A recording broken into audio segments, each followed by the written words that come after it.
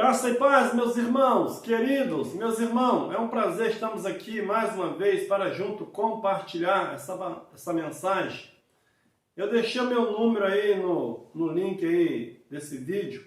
Você que quer fazer parte da transmissão, nós temos um grupo que nós enviamos a mensagem, respondemos alguma pergunta, né?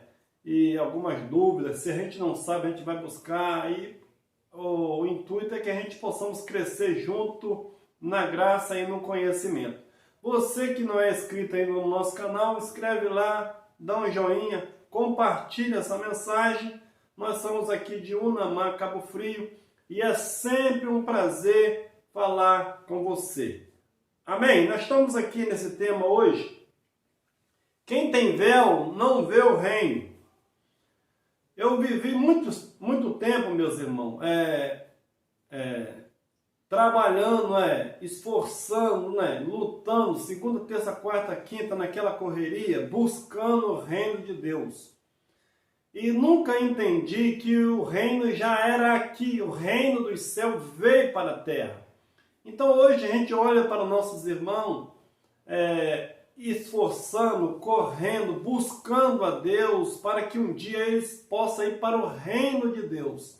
E é muito ao contrário desse entendimento que nós tínhamos. Na realidade, o reino dos céus é que veio até nós. Então, quando eu e você já nascemos nesse reino. Que reino seria esse? Nós temos falado, o reino é paz, alegria, gozo no Espírito Santo e o entendimento daquilo que foi feito na cruz do Calvário. Infelizmente, as pessoas, eles estão, chegaram no céu, vou ver meu irmão, lá vai ser uma benção. Meu irmão, aqui já é parte do reino de Deus. O reino de Deus chegou até nós. O Pai Nosso, quando Jesus orou, esse Pai Nosso foi atendido e hoje já ele é real nas nossas vidas. Então o reino você não vai para o reino. O reino veio até nós e nós precisamos reinar em vida e em perfeita vitória com o entendimento alinhado com a nova aliança.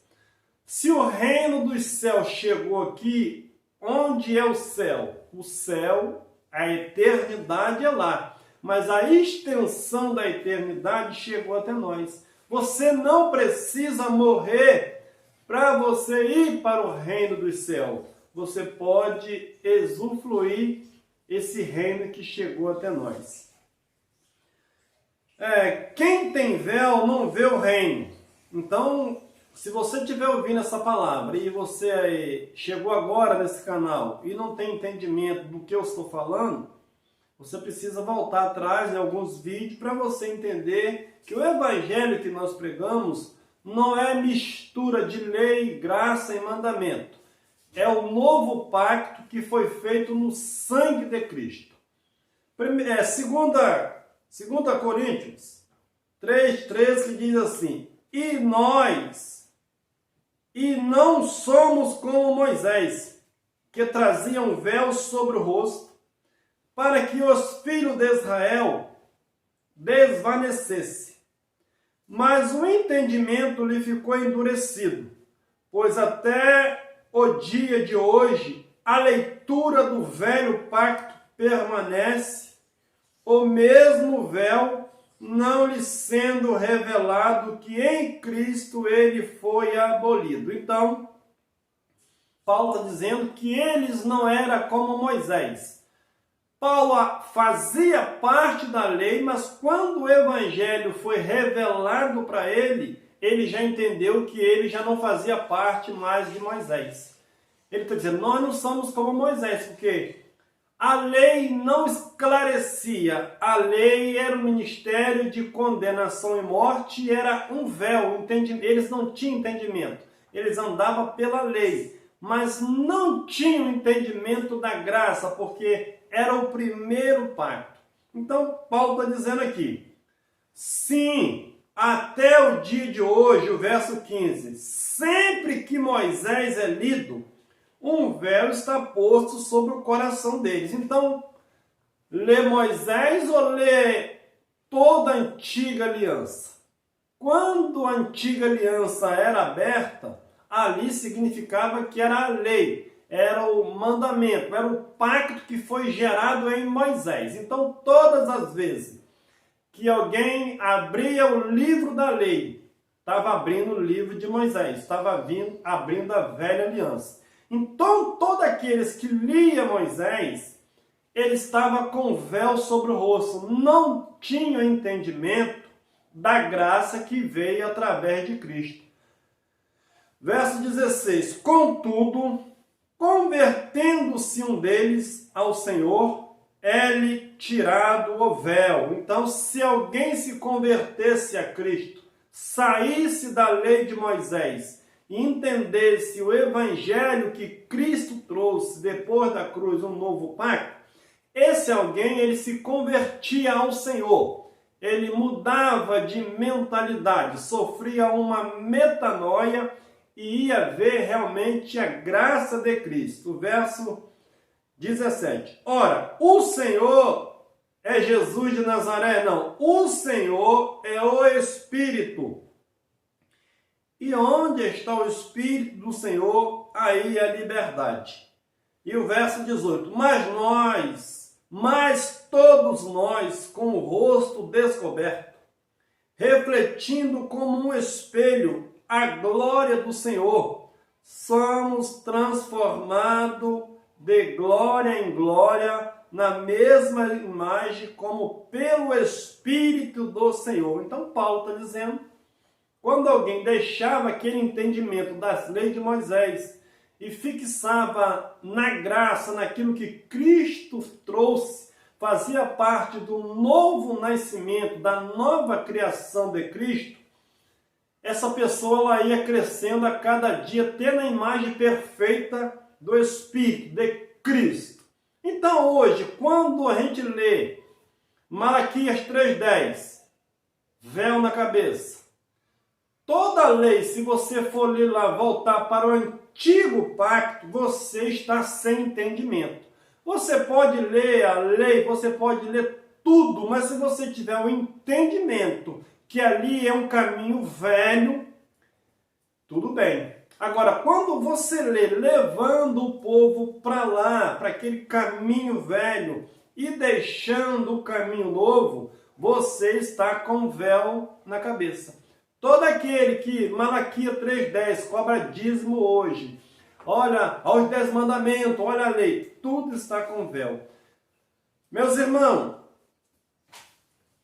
alguém, quando está rodeando a muralha de Jericó, está com véu na cabeça. Nós não vamos entrar na cidade, nós já estamos nela. O povo de Israel, israelita, ele precisava rodear a muralha para poder entrar na cidade. O Novo Testamento já veio à cidade, nós já entramos nela, nós já nascemos na Nova Jerusalém. É o que Paulo falou. Então, se eu for lá rodear a muralha de Jericó, meu irmão, enquanto você estiver rodeando a muralha de Jericó, você vai ter sempre lutando. Olha o inimigo, olha o adversário. Nós precisamos entender que Cristo ele reina pelo século dos séculos. Então, quando um pastor abre lá, eu vou pregar o Evangelho, abriu Jeremias no Evangelho, é a antiga aliança. Ele deixa a aliança nova e volta o povo para trás ali naqueles rudimentos que era a estrada velha. Uma vez o pastor fez uma campanha e desenhou a muralha de Jericó lá de isopor e todos os obreiros eram obrigados a passar em volta daquela muralha, dar 7 voltas em cima, atrás daquela muralha. O único que não passou naquela muralha foi eu. Eu não tinha entendimento da graça, mas achei aquilo ali uma heresia muito grande. Se Josué já derrubou a muralha lá, agora o cara levanta a muralha dentro lá da congregação e faz de conta que era a muralha de Jericó. Meus irmãos, para com isso. Isso aí foi tempo, né, do engano. Hoje nós precisamos refletir a glória que foi manifestada em Cristo e passou para os seus filhos. Nós já somos seres espiritual no espírito. A carne é fraca, mas o espírito está preparado. Paulo disse que nós somos perfeitos. Nascemos já aperfeiçoados em Cristo. Isaías 9 diz assim: porque um menino nos nasceu, um filho se nos deu, e o governo estará sobre os seus ombros, e o seu nome será maravilhoso, Conselheiro, Deus forte, Pai eterno, Príncipe da paz. Do aumento do seu governo e da paz não haverá fim. Sobre o trono de Davi e no seu reino, sobre o trono de Davi e no seu reino, para o estabelecer e o fortificar em retidão e em justiça desde agora para sempre. O zelo do Senhor dos exércitos fará isso. Então, tinha uma promessa que do trono de Davi sairia um renovo. Quem nasceria? Do trono de Davi sairia um que ia estabelecer o seu reino para sempre. E o seu nome era maravilhoso, Deus forte, Conselheiro, Príncipe da paz, o Emanuel, Deus conosco. Na antiga aliança, o povo buscava Deus. Clamava, Jeremias 33:3, clama-me e respondeste-ei. Meus irmãos, você não precisa clamar para buscar Deus, você precisa conhecer o Deus que mora com você. A Bíblia diz que quando Deus fizesse a nova aliança igual fez, e antes que você clamasse, Ele já te atendeu. A pessoa precisava buscar a bênção.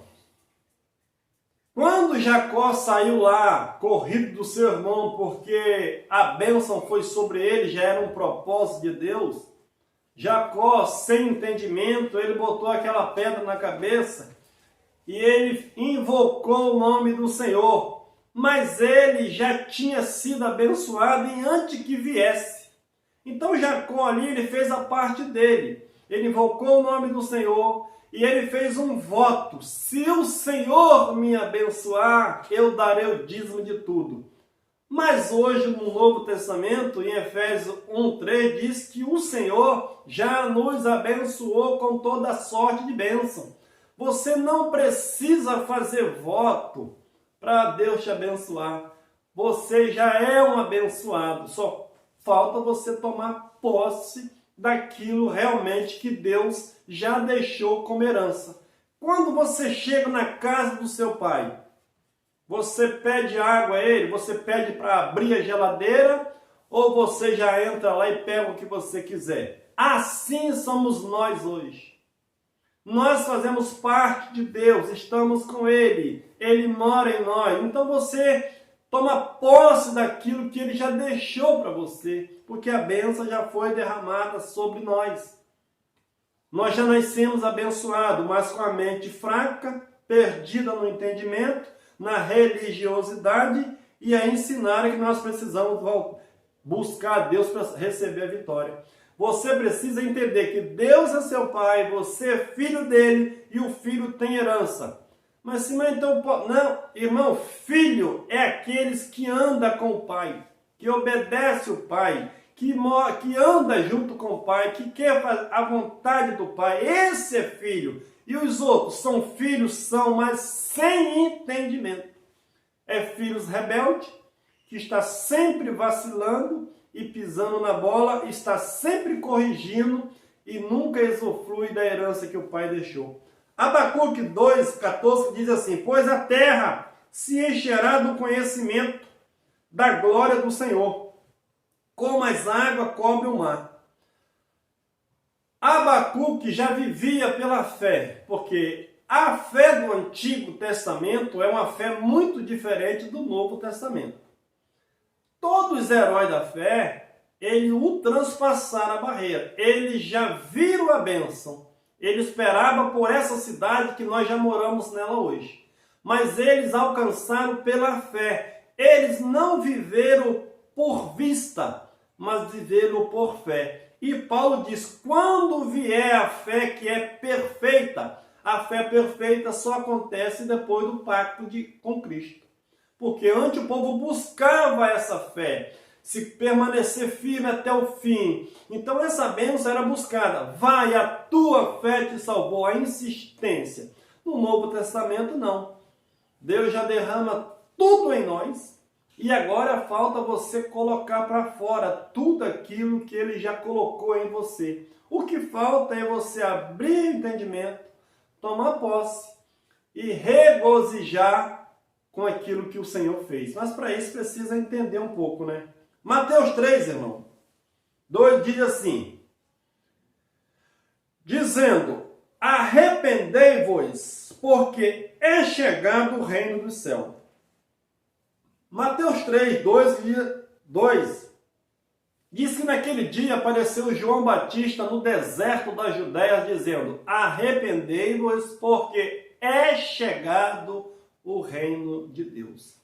A igreja hoje, a maioria da massa hoje em si, eles ensinam os membros que eles têm que buscar Deus em primeiro lugar e todas as suas coisas, e as demais coisas serão acrescentadas.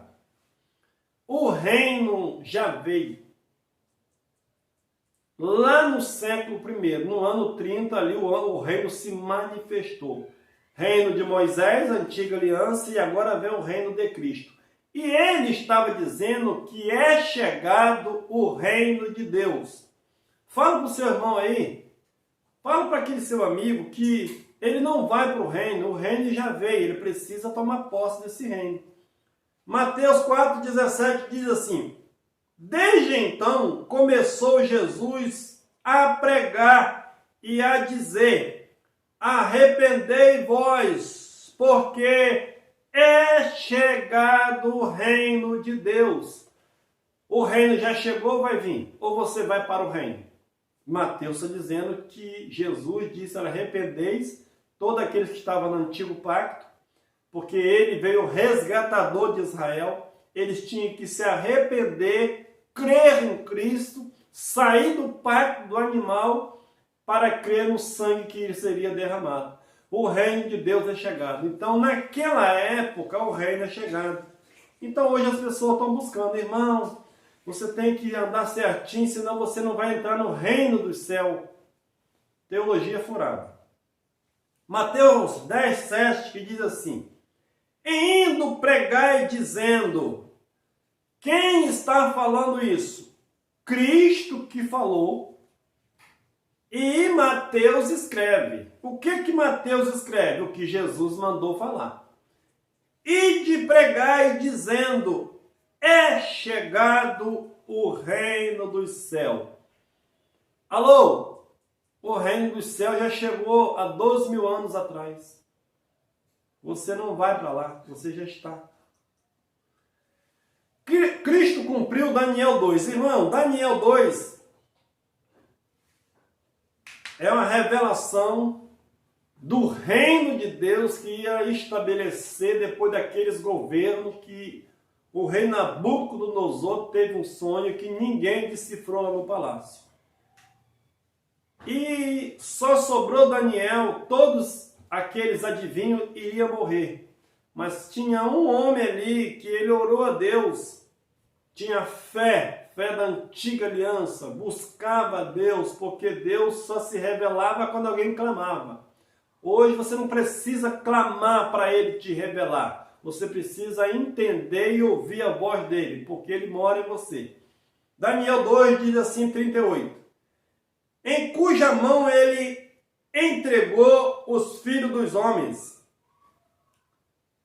que habita os animais do campo e as aves do céu, e te fez reinar sobre todos eles. Tu és a cabeça de ouro. Então o rei teve um sonho que via 4 ou 5 impérios se levantando e viu uma estátua de ouro.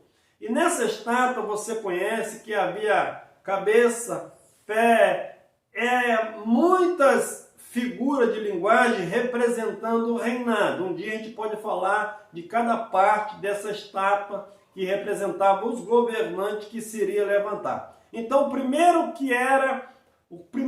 que estava representando por essa estátua era o rei Nabucodonosor, ele era o cabeça.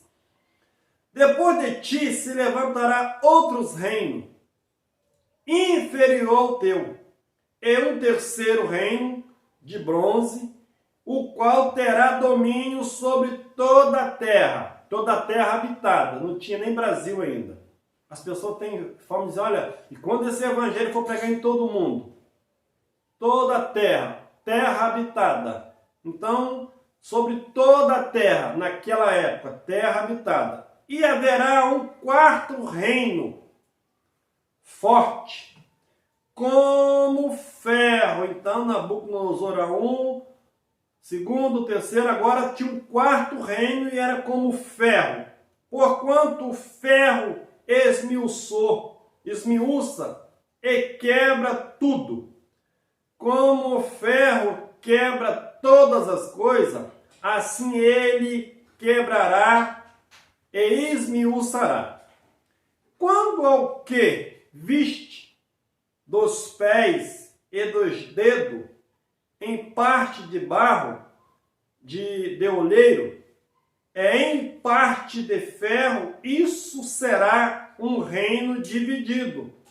Contudo, haverá nele alguma coisa de firmeza do ferro, pois quem viste o ferro misturado com barro de lodo. Verso 24. E como os dedos dos pés era em parte de ferro e em parte de barro, assim por uma parte o reino será forte e por outra será frágil. Então, aquele império, pelo lado era forte, mas pelo outro lado era fraco. Quanto ao que viste do ferro, misturado com barro de lodo, misturar-se-ão pelo casamento, mas não se ligarão um ao outro. Assim como o ferro não se mistura com o barro, mas no dia desses reis, o Deus do céu suscitará um reino que não será jamais destruído, nem passará a soberania deste reino a outro povo, mas esmiuçará e consumirá todos esses reinos e subsistirá para sempre. Então, quem seria esse quarto reino feroz, como se fosse de ferro? Quando Cristo aparece, quem era esse reino? Quem dominava aquele império ali? Era o Império Romano. Então, quando Cristo se levanta ali, quando Deus faz essa promessa, Cristo se levanta naquele reinado, uma pedra cortada sem mão, a pedra que os edificadores rejeitaram, foi Cristo que surge no reinado desses reinos, e ele é o Rei dos Reis, Senhor do Senhor, e no ano 70 ele destrói aquele reinado, e ele passa a dominar no mundo espiritual, senta no trono de Davi, e o seu reino nunca mais teria fim. Infelizmente, hoje os teólogos estão pensando que essa estátua ainda vai se levantar para um futuro, isolando totalmente a história, o contexto bíblico e o contexto histórico e levando essa tribulação aí para frente, até eles encher o bolso e até o véu ser tirado do povo. Que reino é esse que só tem carnalidade? Esses dias o irmão perguntou, que reino é esse que está uma pouca vergonha danada? Meu irmão, o reino de Cristo, ele é espiritual.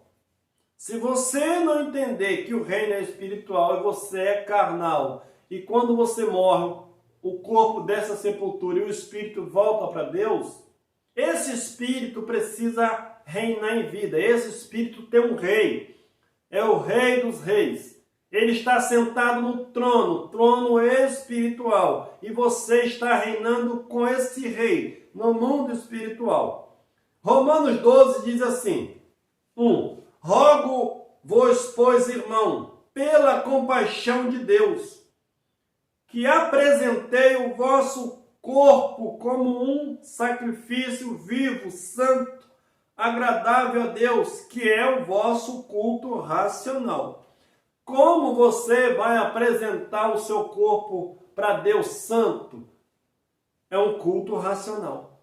Não é o seu corpo. Eles ofereciam o corpo do animal, sangue. Mas hoje, como você vai apresentar para Deus um corpo, um culto racional? Vai ser com a sua carne ou vai ser com a mente? Um culto com entendimento. Não é um culto de buscar Deus no monte. Não é um culto de fazer jejum 24 horas. Isso não é buscar Deus no entendimento. Isso é buscar Deus com as suas obras da carne. Quando você entender que Deus é adorado no Espírito e você precisa andar no Espírito, você vai crer que tudo já foi feito e você precisa tomar posse e andar e oferecer a Deus um culto racional. Aonde eu vou oferecer um culto racional, Simar? Você precisa entender que antigamente eles precisavam de ir no templo para oferecer um culto racional. Só que agora o templo já é você. Onde você andar, você é o templo, você precisa apresentar um culto racional, um culto com entendimento. E se eu quiser me reunir na igreja, na congregação, em um templo, numa casinha de sapê, em uma loja, você vai reunir com entendimento. A igreja é você, você faz parte do reino de Deus. Então, o que é um culto racional? Um culto com entendimento. Não é um culto emocional. Você vai lá para ouvir um profeta, para ver Deus vai falar, Deus vai falar que o meu casamento está assim, está assado, e vai falar que vai abrir uma porta. Isso não é culto racional. Um culto racional é quando você entende que Deus é seu Pai, você é filho e você é herdeiro do trono e toda a bênção está em você. Não precisa de um homem colocar a mão em você para a bênção vir. Verso 2. E não vos conformeis com este mundo, mas transformai-vos pela renovação do vosso entendimento, para que experimentei qual seja a boa, agradável e perfeita vontade de Deus. Então aqui, conformar com este mundo. Nós precisamos entender a fala de Paulo. Paulo não está dizendo esse mundo agora. Paulo estava em uma transição entre o mundo velho, velha aliança, não conformar com aqueles preceitos que dominavam o mundo, era a lei judaica, e não conformar com esse mundo, com essa forma de governo, com essa forma de crença que passaram para vocês, mas renove ela no seu entendimento, porque a palavra de Cristo que trouxe a nova aliança, você precisa sair desse velho e entender realmente o que foi feito em Cristo. E não conformei com essa religiosidade, com esse engano do judeu, do judaísmo, de tudo aquilo que Moisés trouxe pelo período de tempo, mas transformai pela renovação que é no seu entendimento. Irmão, vamos voltar aqui. Eu vi uma reportagem uma vez, fiz uma pesquisa e achei muito interessante. As pessoas hoje querem que o mundo muda. O mundo vai continuar a mesma forma, desse jeito que está. Você quer que o mundo muda? Todo mundo morre. E o mundo vai ser um paraíso. O mundo, na realidade, ele só pode ser mudado com o seu entendimento. E as pessoas olham hoje, o mundo está muito brabo, né? Ah, tá brabo? Meu pai, irmãos, quando alguém adoecia lá na roça, ele tinha que levar as pessoas no carro de boi, ele era carreiro, para o hospital. Só para chegar no hospital levava 1 hora, mais ou menos, ou 2 horas. E as pessoas dizem hoje, o mundo está difícil, né? Vai lá, bota lamparina, óleo diesel. Irmão, o mundo é o mesmo. Só o que vai desenvolvendo é a mentalidade. Se você tiver a mente atrasada, você vai viver num mundo apagado. Mas você precisa renovar no seu entendimento para você experimentar qual seja a boa, perfeita e agradável de Deus. A boa vontade de Deus. Você precisa tomar posse. Eu coloquei aqui, eu vi um comentário muito interessante. Vamos voltar em 1800, Estados Unidos. População de 5 milhões de habitantes. 20% era escravo. 1 milhão de escravos. O aborto era normal. A prostituição também era normal. Uma prostituta para 39 homens. Garimpagem de ouro. Centenas de gente morria. E muito mais. Cangaceiro. Havia muita fazenda, muita maldade. Fora que as religiões matou. Então você olha para esse mundo há 1800 atrás e hoje, o mundo que nós temos vivido. 2021. Caminhando para 2022. Alguém disse que o mundo não chega, 1000 chegará, 2000 não é de passar. Já chegou e vai embora. E vai chegar a 3.000, 4.000, 5.000. Daqui 5.000 anos, se esse vídeo tiver, nós já pregamos a graça e dizemos que o mundo não vai acabar. Isso foi história da religiosidade. Então coloque a sua cabeça para pensar se o mundo está melhor ou se está pior. Hoje, telefone. Quando alguém viu aquele filme, uma vez, Guerra nas Estrelas, não sei se foi em 1980, quando o cara estava com o telefone lá naquela nave espacial ali, telefonando ali, as pessoas dizem, nunca vai acontecer isso. Hoje é melhor ainda do que aquilo. Então você nota que o mundo só vai melhorando. Uma vez eu tive um sonho que via carro voando, eu pensei que eu estava doido. Hoje já tem carro que voa. Liga a turbina e o bicho sai e vai embora, vai na água. Então você... E daqui 200 anos, meu irmão? Pena que eu não vou estar lá, né? Nem você, né? Pra gente saber que acho que não vai ter nem telefone. Você pensar assim, já aparece tudo na sua frente. Olha para a sua vida hoje. Olha para a minha vida. Olha como viveu os seus avós. Olha como viveu o seu pai, a sua mãe. Agora, olha para você a modernidade que você alcançou. Isso não é melhora?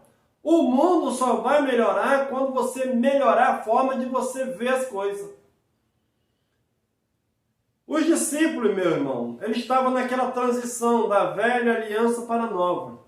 Eles olharam uma pessoa e dizem assim, Senhor, viu um aleijado, quem pecou? Aquele ali, ele ou seu pai? Jesus, que ele não andava pela vista, ele andava pela fé, por Deus. Ele disse, nem ele e nem o seu pai. Mas essa enfermidade, ela foi para manifestar a glória de Deus. Meus irmãos, se existe uma dificuldade na sua vida, está na hora de você fazer manifestar a glória de Deus. Havia uma ilustraçãozinha que tinha dois irmãos, que um era pessimista e o outro era aquele cara que já levanta abençoado, né? E aí eles levantaram de manhã, quando aquele pessimista botou o pé no quintal, ele pisou no esterco do cavalo. Aí o cara falou assim, ih, meu irmão, perdi o dia hoje. Quando o outro olhou que ele pisou ali no esterco do cavalo, o outro falou assim, ih, ganhei um cavalo. Olha a diferença. Assim é as pessoas hoje. Eles estão trabalhando para que um dia eles vão herdar o reino do céu e lá vai ser uma maravilha. Meu irmão, ele já está aqui. Faça desse reino real na sua vida e vive como um abençoado. Tenha projeto, tenha sonhos, porque Deus é contigo aonde quer que você for. Depende de você, depende da sua forma de olhar, depende daquilo realmente que você almeja. Você precisa olhar o mundo não com a cosmovisão sua, você precisa olhar o mundo como ele é, não colocando a sua visão no mundo e nem nas outras pessoas. Filipenses 3,13 diz assim: irmão, quanto a mim não julgo que haja alcançado, por Paulo mesmo. Eu tenho alcançado pelo esforço dele. Mas uma coisa faço, é que esquecendo-me das coisas que atrás ficou, que ficam, e avanço para as que estão adiante. Existem pessoas, se você fundesse, para com isso. Para de viver de passado. Ah, minha esposa me largou, eu vou beber veneno. Meu irmão, tem muitas outras na frente. Ah, não dei certo no serviço. Levanta a cabeça e vai para outro. Ah, eu estou enjoado de trabalhar de empregado. Abra uma empresa para você.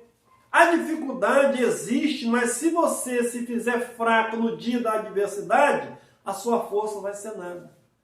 A tua fé, Jesus sempre falava, a tua fé te salvou. É a tua fé que te conquistou. Quando Jacó deitou lá e colocou aquela pedra lá, ele fez um voto com Deus. Mas ele já era abençoado, mas não sabia. Ele foi para a casa de Labão. Labão era um enganador, usurpador também. E quando Jacó entendeu que ele já era abençoado, com certeza alguém falou que ele estava com direito aquele troço que ele pertencia lá. Ele era o herdeiro daquela bênção que era para Esaú, ele tomou posse. Então, quando ele descobriu que realmente ele era um abençoado, meu irmão, sabe o que ele fez? Ele parou de trabalhar para o seu sogro e montou uma empresa para ele também. Empresa de cabra. E ele ficou muito rico. Meu irmão, o poder, a autoridade, a conquista está nas suas mãos. Só basta você tomar posse dela. Verso 14. E prossigo para o alvo pelo prêmio da vocação celeste de Deus em Cristo Jesus. Pelo que todos quantos somos perfeitos. Olha o que Paulo está dizendo. Será que Paulo era perfeito na carne? Paulo está dizendo, deixa as coisas para trás. Deixa a antiga aliança. Porque lá via você como pecador. Todos quantos somos perfeitos, tenhamos este sentimento. Esse sente alguma coisa de modo diverso, Deus também vos revelará. Vamos voltar aqui no 15, irmão. Pelo que todos quantos somos perfeitos, Paulo está dizendo, tenhamos este sentimento.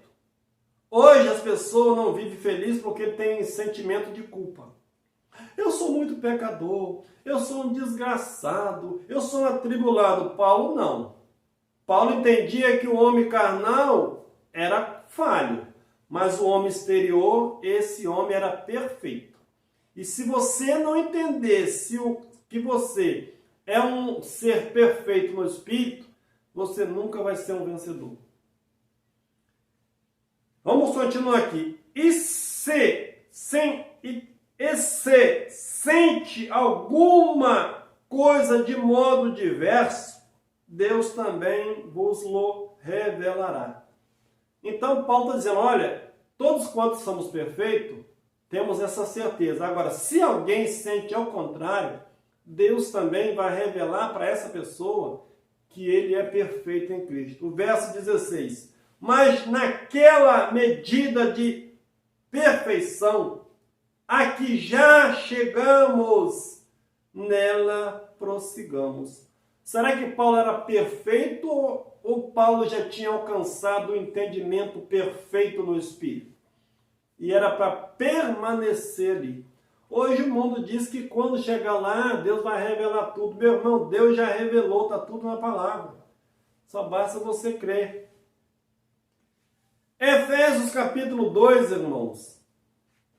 Verso 1 que diz assim: Ele vos vivificou, estando vós mortos nos vossos delitos e pecados, no quais outrora andaste segundo o curso deste mundo, segundo o príncipe das potestades do ar, do espírito que agora opera nos filhos da desobediência. Então, Paulo não está escrevendo para nós. Paulo está dizendo da situação que eles estavam lá. Deus resgatou eles, tirou da maldição e transportou para o reino. Verso 3. Entre os quais todos nós, eles, Paulo também estava incluído, porque ele nasceu debaixo da antiga aliança, debaixo do véu de Moisés. Entre os quais todos nós também antes andávamos nos desejos da nossa carne, fazendo a vontade da carne e dos pensamentos. E éramos por natureza filho da ira, através de Adão, como também os demais, aqueles que faziam parte daquela geração. Mas Deus, sendo rico em misericórdia, pelo seu muito amor com que nos amou, estando nós ainda mortos em nossos delitos, nos vivificou, juntamente com Cristo, pela graça sois salvos.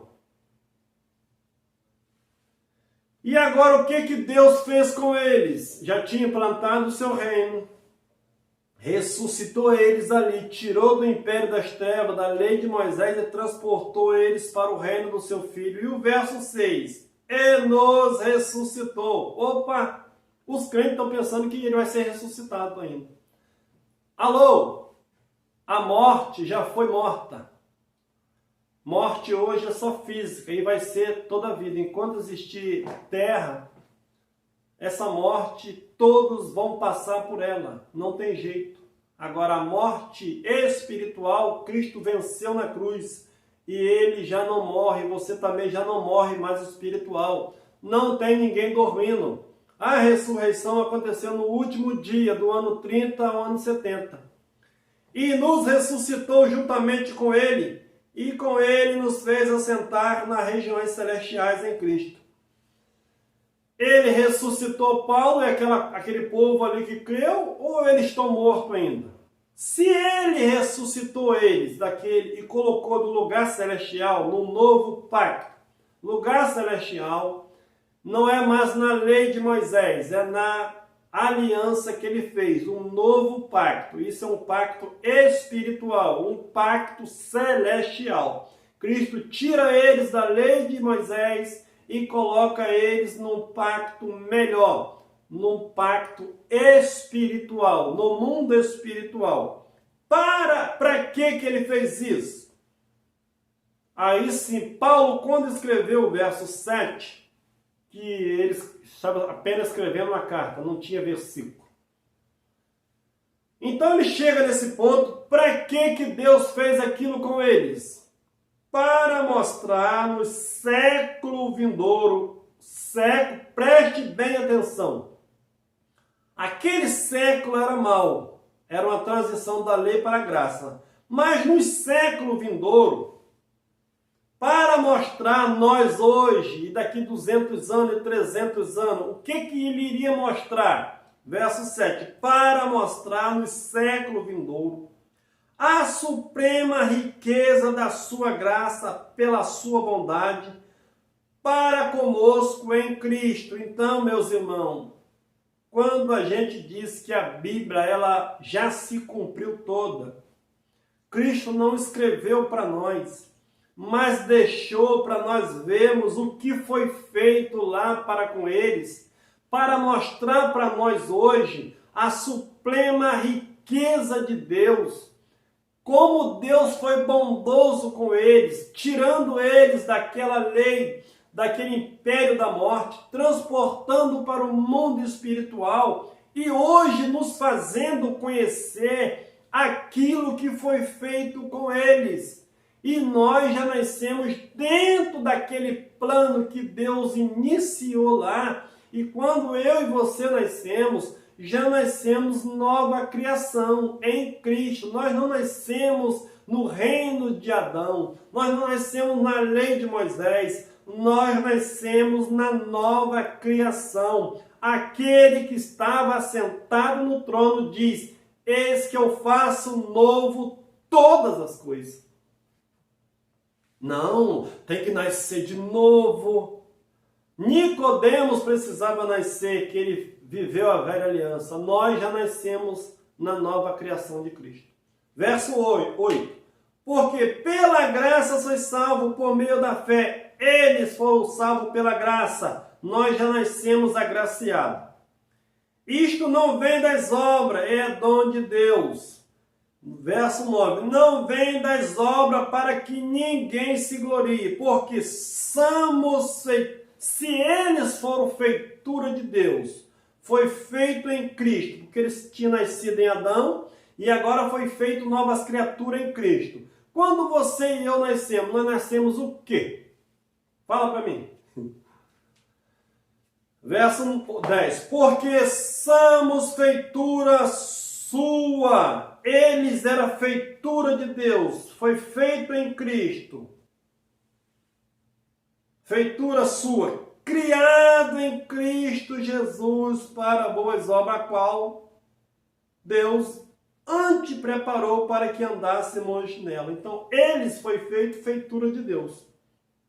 E dali para cá, Deus fez um novo mundo. Quando eu e você nascemos, já nascemos feitura de Deus, família de Deus, no Espírito, mas o entendimento perdido através dos ensinamentos que passaram para nós. Alguém lá que era de outra religião, outros que eram de religião, não, nenhuma vale uma. Só a religião é uma tentativa de religares ao homem e a Deus. Mas isso Cristo fez quando subiu naquela cruz, botou uma mão para a direita, outra para a esquerda, os pés no chão, a cabeça no alto e disse: tetelestais. A obra está completa. Não resta nada a fazer. O que permanece agora é você crer e tomar posse e reinar em vida e em perfeita vitória. Graça e paz. Um abraço. Até mais.